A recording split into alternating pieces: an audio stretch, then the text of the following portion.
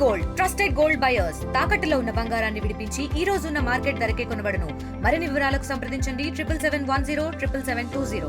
పెద్దపల్లి జిల్లా ఎల్గేడ్ మండలం ముప్పిరితోటలో సాయి అనేటువంటి యువకుడిని అత్యంత పాశవికంగా హతమార్చినటువంటి ఘటన కలకలం సృష్టిస్తుంది. ఇదే అంశానికి సంబంధించి స్థానిక కాంగ్రెస్ నేత ఉన్నారు. చెప్పండి, ఏం జరిగింది, అసలు ఎట్లా చూడవచ్చు దీనికి సంబంధించి? ఊరెళ్ళ సాయి కుమార్ అంటేనే మా దగ్గర బంధువు. నిన్న అతని పుట్టినరోజు.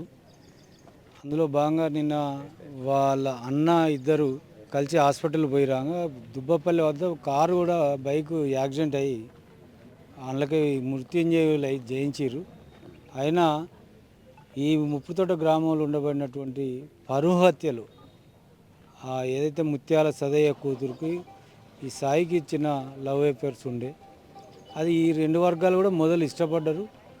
తర్వాత ఏదైతే ఆ గ్రామంలో ఉండబడినటువంటి వీరి వ్యక్తిగతంగా కక్షలతోని దాన్ని పరుహత్యగా తీసుకొని పుట్టినరోజు సాయి సందర్భంగా అతన్ని కిరాతకంగా ఆ అమ్మాయి తండ్రి ముత్యాల సదైనటైనా కిరాతకంగా నరికి చంపడం జరిగింది. గతంలో సైతం 2-3 సార్లు దాడి జరిగింది, కుట్లు పడ్డాయి, పోలీసులకు కూడా ఫిర్యాదు చేసినామని చెప్పేసి మృతుని తండ్రి చెప్తున్నటువంటి పరిస్థితి ఏంటి అసలు? అంటే పోలీసులు కూడా కొద్దిగా నిర్లక్ష్యం వహించారని చెప్పుకోవచ్చు.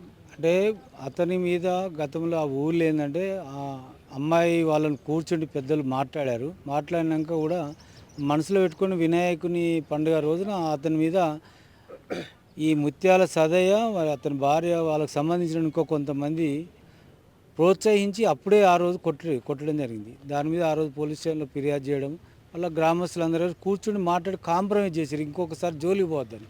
దాంతోనే ఆ రోజు అట్లా ఆగిపోయింది.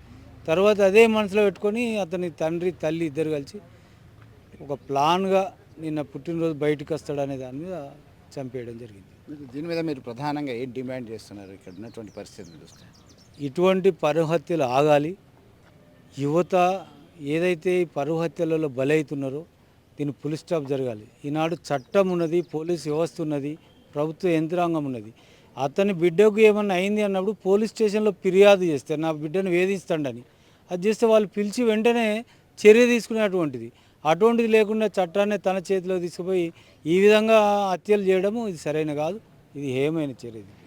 మొత్తం మీద గతంలో జరిగినటువంటి ఘటనలను దృష్టిలో పెట్టుకొని కొద్ది జాగ్రత్తలు తీసుకున్నప్పటికీ గతంలో కాంప్రమైజ్ సైతం చేయడం జరిగింది. పరువు హత్యకు ఈ ప్రేమ వ్యవహారమే దారితీసింది. ఇప్పటికైనా పోలీసు యంత్రాంగం పటిష్టమైనటువంటి భద్రతా వ్యవస్థ ఏర్పాటు చేసి కౌన్సిలింగ్ ఇచ్చేసి ఇట్లాంటి ఘటనలు రాకుండా చెక్ పెట్టాల్సినటువంటి అవసరం ఉంది అని చెప్పి భావిస్తున్నటువంటి పరిస్థితి.